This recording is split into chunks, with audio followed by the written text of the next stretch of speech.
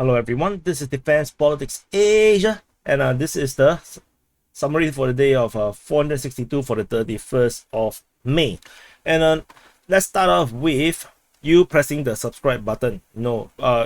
Because I realize half of the viewers do not subscribe, and this is detrimental to the channel, because when you don't subscribe, especially if you are a long time viewer, it doesn't, YouTube don't promote it to other new people. So it's very important for you to subscribe. And let's start off with Odessa. Actually, I already started. So next is Odessa. The Russians actually launched a missile strike at the Odessa port around 2 days ago. And in the latest SITREP from the Russian Defense Ministry, they reported that they have sunk YURI OLEFIRENKO. YURI OLEFIRENKO is actually a landing ship tank. Basically, it's those naval vessel where you transport troops to land on an amphibious landing kind of a thing. This ship was used by the Ukrainians to launch missile strikes or rocket strikes. They put Grad launchers on it, and then they sail out and launch rocket strikes on Russian positions. It has been destroyed. The significance of this is that this vessel is in the port of Odessa, and Odessa is one of those ports that is used for the grain deal, where they transport the grains out. The Russians had not attacked the port because it has been used as part of the grain deal. So the significance is that the Russians kind of ignored the deal and just destroyed the ship at the port. So so the Russian Defense Ministry basically say that this is actually last of the Ukrainian warships, basically dissing the Ukrainians, saying that all your little petrol boats, those are not ships, those are not warships, those are sampans. Anyway, moving on to, at the Kherson front, we have no updates, no news regarding of any significance over here. And on the Zaporizhzhia line, we have shelling being reported at Novodanilivka, according to the press center chief of Vostok Group of Forces. And then there is also shelling reported at Marinka, and over at the very end of the Zaporizhzhia line, we have shelling being reported at Velika Novosirka. So similarly, as for the last SITREP, we haven't have any indication that the Ukrainians are going to launch an offensive. And based on if you are watching all the SITREPs, you may have heard me talk about the projection by pro-Russian sources saying that the Ukrainians are ready for offensive within a week. They're going to launch it within a week, and we are really pretty much close to a week now. So yeah, I'm starting to have doubt whether the Ukrainians have the means to actually do an offensive now. Every day they are dragging, they are just getting shelled like this. Yeah, let's see how this goes.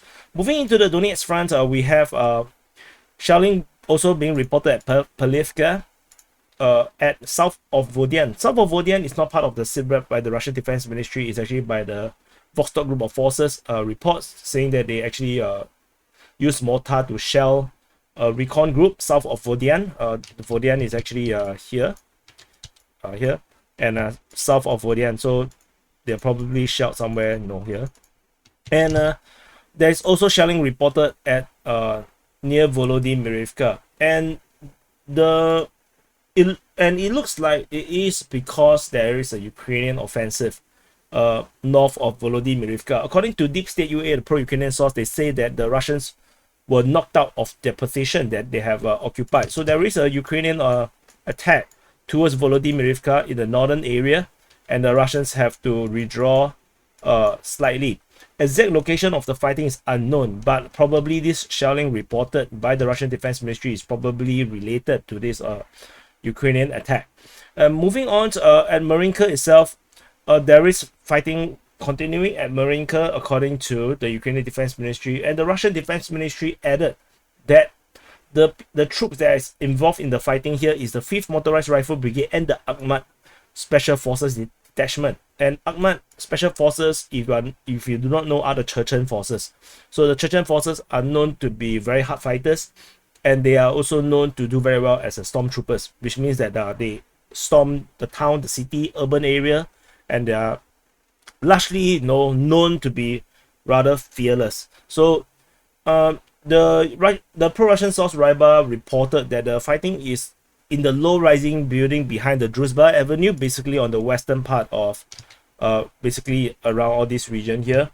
So Druzhba Avenue is this one. So they're still fighting in this area here. So it's just that now that we have a new detachment or new units involved in the fighting around here. So let's see if the Russian forces will actually push harder than they did before. Moving into the Avdiivka front, we have fighting from Yasnovata. Yasnovata is actually here, and the Russian forces is actually attacking towards Avdiivka. According to information from the Russian Defense Ministry, this, as you can see, that the enemy is dislodged near the settlement of Yasnovata, and the fighting is by the 1st Army Corps, supported by aviation, artillery, and flamethrower systems of the York group of forces. So, and then there's fighting reported south of Kharkiv, according to Deep State UA. This is a continuation of the fighting reported yesterday, with the Russians pushing south from Kharkiv. And so yesterday is this, so we have a continuation. So this is a sustained operation. There is shelling reported at Avdiivka, according to the Russian Defense Ministry. Then this is basically airstrikes, as they mentioned, operational, tactical, and army aviation.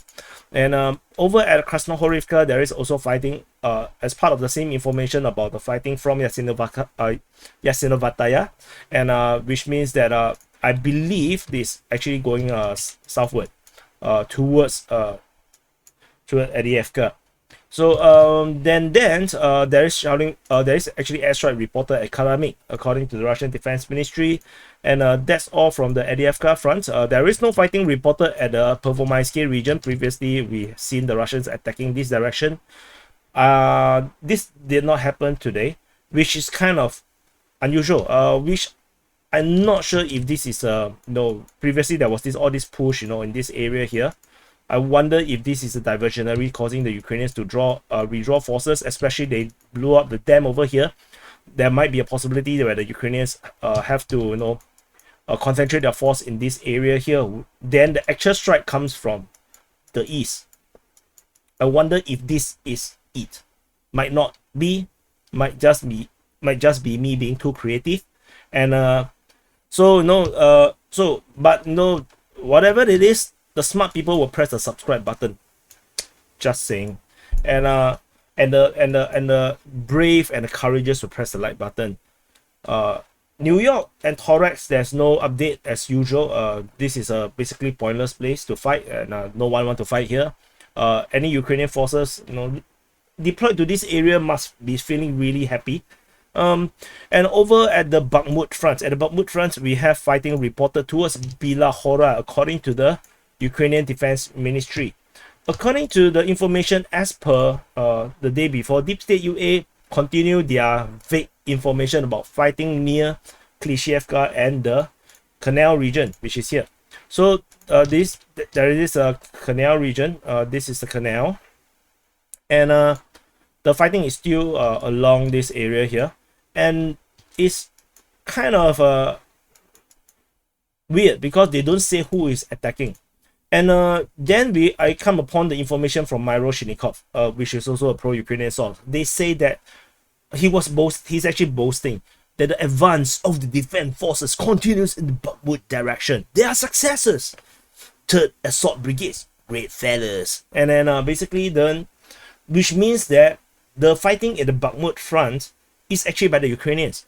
And given the information from previous precedents, like the fighting now I'm going to report towards Orikovo-Vasilivka, according to the Ukrainian Defense Ministry, where previously when the Ukrainian Defense Ministry reported that pro-Russian sources is talking about their troops having to redraw due to Ukrainian attack, which means that the Ukrainian Defense Ministry was projecting their own offensive on the Russian side, and I suspect that they are doing the same now. So these two attacks where the Ukrainian Defense Ministry report this as the Russian attack might actually be a Ukrainian attack. That the Ukrainians are actually attacking on Klishevka along the canal from Bilahora and from Orikovo-Vasilivka. I have done a quick update on this. Check it out on the DPA War channel. You may or may not see it. Yeah, because half of you don't subscribe. And yeah, moving on from the Bakhmut front. Basically, that's all from the Bakhmut front. Over at the Sivas front, we have resumed fighting at Bilahorivka. The fighting is in the south. In the updated information from the Ukrainian Defense Ministry, they say that the offensive operations by the enemy, which is the Russians, is south of Bilahorivka, which means that the Russians are attacking northward in this way and towards Bilahorivka. There is also information of fighting in the Serebransky forestry with the Russians pushing westward along the river. And according to pro-Russian source, they say that this is some kind of an encirclement of Bilahorivka, which I don't think so, because you still need to do a river crossing. And this river crossing is going to be highly dangerous. I don't think it has any bearing on the fighting at Bilahorivka. The Ukrainians are attacking within the Serebransky forestry. According to the Russian Defense Ministry, they said that the Ukrainian 67 Mechanized Brigade has made 4 attempts to attack Russian positions near the Serebransky forestry. Basically, it's the Serebransky forestry.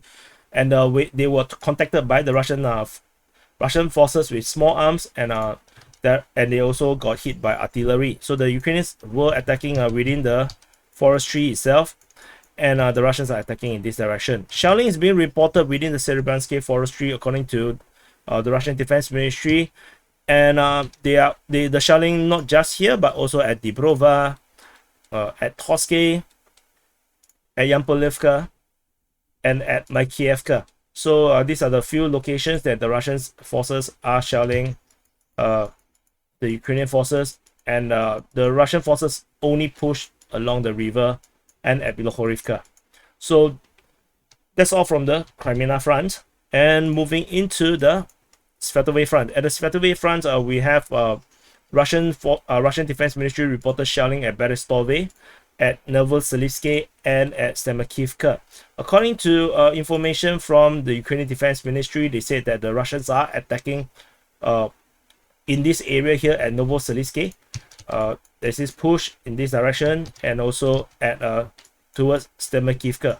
So these are the 2 attacks that is reported by the Ukrainian Defense Ministry. I'm not sure if this is another projection. For those that have contact with the Ukrainian Defense Ministry, please tell them to be honest about it, because it's making my reporting really hard. And moving on at the Kupiansk front, this is Kupiansk. At the Kupiansk front, we have fighting reported in the area of Kotilarivka and also at Timkovka. There's also fighting reported at Sinkivka. And in these 3 locations, the Russians claim that they have taken out 70 Ukrainian soldiers, 2 armored vehicles, and 4 pickup trucks. So how is this a recon and sabotage group? How could this be a scouting group? Is beyond me, because these are casualties. We're talking about maybe troops killed, and there are going to be troops that escape unscathed, and which means that the actual attack might actually be a 200-300 troops, for maybe 100 per direction. So this could be 100 troops, this could be 100 troops, this could be 100 troops or more, or 120 troops, because 1/3 of the forces being killed is a lot. So these are the numbers suggest it's more of an offensive rather than a recon.